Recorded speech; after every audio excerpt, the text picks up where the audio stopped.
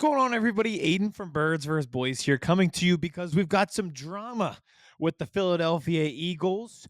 Again, it seems a little bit like last year with 11-2, and we've got drama, and we've got criticism, and we've got controversy. Who would have thought with a team that's first place in the NFC East, coming off 9 straight wins? But yet, here we are. Let's get into it all. Who versus who? What's going on, and why is it happening? We are live on YouTube right now. Appreciate everybody who has subscribed and who has followed along. We'll be back to our normal shows this week, but we wanted to talk about time while we had it. So, what happened? Let's start. The Eagles win 22-16. It's their 9th straight win. Everything's hunky-dory. Everyone's fine, right? No, not really. The passing game was really rough. The offense at times was just never really gotten rhythm all day, even as they were leading for most of that game. And then after the game, A.J. Brown says, well, what's wrong with the offense? And he just says passing. Well, obviously, we know what that construes. We know who that's targeted to. So that led to a fallout, and it was culminated today with Brandon Graham's weekly appearance on WIP, where he talked about that situation between A.J. Brown and Jalen Hurts, and his quote was eye-opening. I'm going to read the full thing, and then we're going to dissect it all because I don't want to parse this.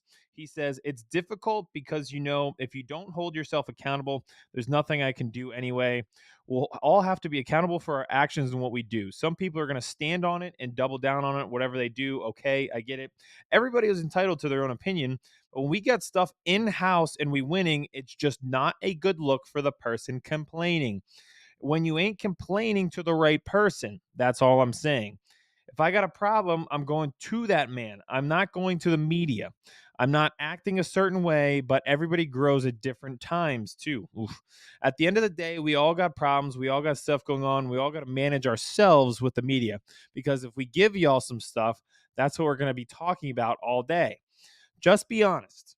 But we got a good group, and I ain't trying to mess this up. All it takes is a conversation sometimes, but the person that has the problem has to be willing to have the conversation. So this is just a paragraph subtweet at AJ Brown there. So we've got Brandon Graham talking about AJ Brown, who was talking about Jalen Hurts. So just to add it all up in the controversy world that is WIP and Philadelphia sports, earlier today, Donovan McNabb was on, and he said something similar to Brandon Graham, where he was like, if you have a problem with the person, take it to that person. Don't take it to the media.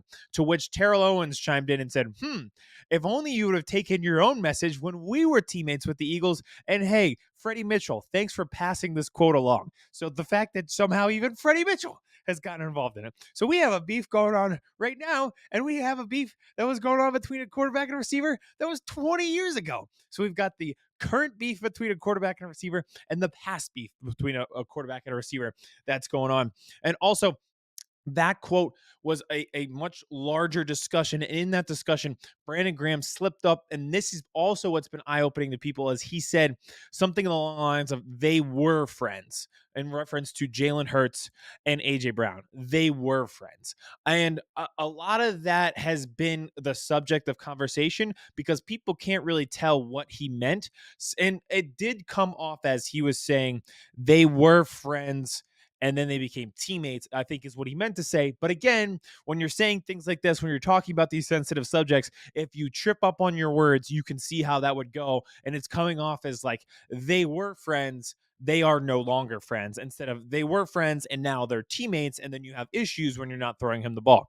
So let's get into all this. Before we do, I just want to touch on it personally on how funny this is, because if you are a loyal follower, thank you so much. But on our most recent show previewing this game, here are some things that we mentioned. We didn't think that this would end up being a trap game for the Eagles. It very much was, all 60 minutes of the game.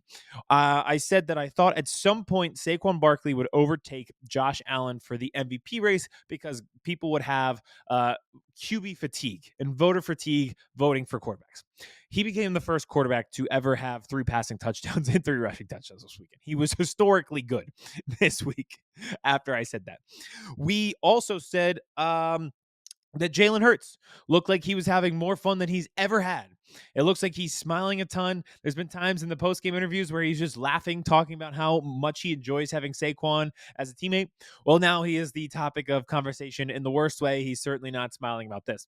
And we also, lastly, we talked about the Lions and how the Eagles have the chance to catch them, what a one seed would look like, what the Eagles would look like against the Lions. Well, the Lions won a really, really good game on Thursday Night Football against their division rival, the Packers. It makes it more even statistically improbable that the Eagles could get the one seed at this point. So everything we said that could have been a positive, I fell for it again. That's all I want to say. Personally, I fell for it again. I got my hopes up. Everything was sunshine and rainbows and smiles. And all of a sudden, within a week, even though they're on a 9-game win streak, we end up back here. So this is what I get for being positive and happy and thinking things are going to be nice and smooth. Now, into the quotes and why it's just, a little bit bothersome to everybody. But Brandon Graham, who I love, it still disappoints me so much that he is out for the rest of the season. And I think they really need him on that line. We'll see how they kind of play that going forward with Jalen Hunt and Nolan Smith. But in this media world, he said it himself in the quote, when you take things to the media and you give things to the media, you can see how they run with it. That was the exact quote that I just read to you guys. He's saying that in a radio interview that he does in a weekly spot. So it's really hard to criticize AJ Brown for going to the media instead of going to the man, and then going to the media instead of going to the man and AJ Brown. Now, since that came out, he has said publicly that he messed up. He kind of tripped on his words a few times. It was misconstrued. And he plans to publicly apologize and personally apologize to Jalen Hurts and AJ Brown, respectively. So I do appreciate him going out of his way to recognize the mistake and try to correct the mistake. But it's already out there. It's already happened. It adds fuel to the fire with the quotes this past few days where it's AJ Brown saying it's the passing game, and then it's Brandon Graham saying that AJ Brown needs to handle that differently. And you've got a whole subplot of a wide receiver and a quarterback from 20 years ago having the same fight that a quarterback and a receiver are now. So just, again, commendable that you're correcting this mistake, but you kind of already went against your own word in making this mistake, which makes it really, really hard to, trust that. And I will say this, he's a respected veteran, which is kind of just selling it short. So for him to say this, I do think it means something, but it just doesn't go the way I think he meant it to go when you're doing it on a radio station like this. So maybe he was trying to send a message to AJ Brown. Maybe his heart was in the right place, that he wants to keep things in house. But by doing it on the radio spot, you're in turn not keeping things in house and not talking to the right people. So I think that is frustrating because there was a slow burn this in a brush, and you have a small brush fire. He turned it into a full-fledged wildfire. I'm sure this will be a national TV talking point this week. And you know what? I don't even care, because this past week, everyone was talking about the Eagles becoming the media darling. I didn't believe in them. Now I do believe in them. Oh, I could see them beating the Lions. I think they should be the favorite in the NFC. No, I don't want any of that. Let us mind our business. Let us do our own thing. So we'll come back down to reality, because all the talk will now be, oh, is there trouble in Philadelphia? AJ Brown doesn't get along with Jalen Hurts, and Jalen Hurts and AJ Brown don't get along with Brandon Graham, and Terrell Owens somehow doesn't get along with Donovan McNabb or Freddie Mitchell. So crazy. Now, the other part of this and what started all this was AJ Brown and his comments yesterday when they asked him what's wrong with the offense, and he said passing. And I feel like I need to stick up for him here, because I think we're going to hit a point where AJ Brown becomes the enemy in the media and with the fans again. And I feel like we need to come to his defense, because he's become the "why are you booing me? I'm right" meme. You don't like the messenger, but the message is correct. Everybody can see it. You may not like that he's throwing his quarterback under the bus, but I do think, hilariously enough, Terrell Owens is the voice of reason in this, when he said in his tweet that by saying the passing game needs to be more efficient, it's not necessarily stabbing somebody in the back, but it is a valid critique that you always need to be striving to be better. And the passing game, quite evidently, it doesn't take all 22. It doesn't take analysis. You just have to watch play by play. The passing game needs to be better. in this offense. So I think we've watched once again, we're going to hit a point where people are calling in, people are doing on the street interviews, and they're mad at AJ Brown for what he's saying or thinking he's being a classic NFL diva wide receiver. And he's not. This message is clear. The passing game needs to be better. In the fourth quarter of that game yesterday, Jalen Hurts had 70 yards passing. He, over the course of that game, got outplayed by Bryce Young.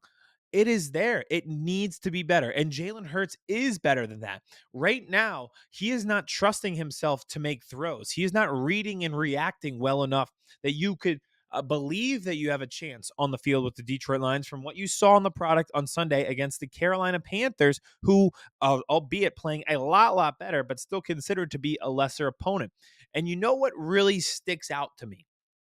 It's not just the AJ Brown quote, because the AJ Brown quote was clear and eloquent in what he thought the problem was. But I go to the Jordan Mailata quote, where they asked him a very similar question. Hey, what's wrong with the offense? Why does it get off to so many slow starts? Like, what's going on that always happens every game? And he gave a really well nuanced response about why that might be. And he said, teams give them looks that they haven't seen on film before. And he thinks that's because the offensive line is so dominant. And if they're able to get the double teams early, they can really be dominant and score on them quickly. And to prevent that, teams counter with throwing wrinkles and new looks that the offense hasn't seen. And albeit, I do think that there is some truth to that. And I thought it was a really nuanced response and a really intelligent response from a great leader in the locker room.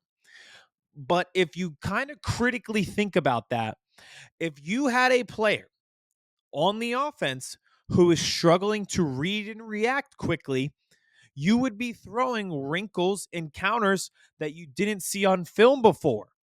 So I get it. They're throwing new looks at you, but we should really be thinking about why teams are throwing new looks at you early in games. And when they do, the offense continues to struggle week after week. If you aren't computer programmed with something you haven't seen before, the processing and reaction from this offense is not efficient enough until later in the game when they're able to make adjustments. What does that tell you? Somebody isn't reading and reacting and processing well enough.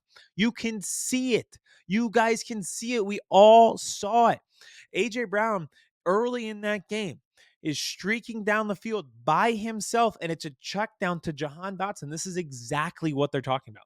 So again, AJ Brown might not be the right messenger because he's the most talented receiver on the team, but the message is not wrong. This passing game needs to be infinitely better than what we saw against the Carolina Panthers. So with all this drama, where do we go from here? Back to fucking Lincoln Financial Field. Just beat the Steelers. Winning cures all. And this is like the same exact, hilariously, like the same advice that you would have given to Drake after the rap beef. It'd be like, music your way out of this. You are good at what you do. Make music to get yourself out of this. I would give the same advice to Jalen Hurts. You're good at football. Win your way out of this. You have a really good opponent coming in to Lincoln Financial Field and the 10-3 Steelers who have a formidable defense. I still have a ton of confidence in the Eagles offense, in Jalen Hurts, in AJ Brown, and in the Eagles winning this week. And I think we've touched on this multiple times on our show, but as good as Saquon Barkley is, what sets up that offense is getting AJ Brown the ball. Because if you look at it, whether it's deep shots, whether it's the slants that they have so much success, or recently the play action passes where it's kind of curls and slants and over the middle to AJ Brown, like we saw against Baltimore, that really opens things up. It gives a threat to the defense so that they can't stack the box. They can't have 8 guys up there. They can't solely key in on Saquon Barkley because they have to worry about guys going over top of them or AJ Brown catching the ball in front of them and then becoming one of the best yards after the catch threats in the league. So when he is at his best and when the Eagles offense is at their best, AJ Brown is the focal point, and that wears on teams just as much as Saquon getting the ball does because you have more to worry about. mentally, and then physically by the fourth quarter, you're chasing Saquon down. It is the formula that they should use against the Steelers, and I don't even mind if they force feed A.J. Brown the ball, if they force feed Devontae Smith the ball. Go for it. Jalen, let it rip. Trust in yourself. How many times in that game were you out watching on your TV screen and you're saying, he's open, he's there? It didn't take an all 22 analysis to say, let it rip. He's coming out of his break. He's there. Get him the ball. And Mark Sanchez brought it up a few times. He's like, I don't know what he's not seeing. Or he's like, it just got to the receiver too late. In this game against the Steelers, trust in yourself and let it rip. Let it fly. If it results in an interception, I'm actually like, knock on wood, hopefully it's not 5 interceptions like Jared Goff against the Texans, but at least you're showing confidence in your ability to throw the ball. And Jalen Hurts should have confidence in his ability to throw the ball. And I think you're going to see that. Hopefully it's a similar performance to the last time they played the Steelers at home when A.J. Brown had 3 touchdowns from Jalen Hurts. So hopefully we're seeing that this week. Again, this is a freak out on Monday, and by Sunday they could be 12-2, first in the NFC East, about to clinch the division and probably the 2 seed in the conference. And they'll have won 10 straight, and they'll still be undefeated when A.J. Brown plays. So again, drama today, win on Sunday. Winning cures all. They will figure it out. I do have trust in this offense, and I have trust in Jalen Hurts. So that's it. Just want to touch on the breaking beef that's going on and breaking drama within the Eagles. It hasn't been a lot of that this season because they've had so many winning ways, and they're on this 9-game winning streak. We'll be back this week with our full show previewing that Steelers-Eagles game and much, much more as we hit week 15 of the NFL season. I appreciate everyone who's tuned in on YouTube and who's subscribed. We'll be back with more content here for you soon. We'll talk to you soon.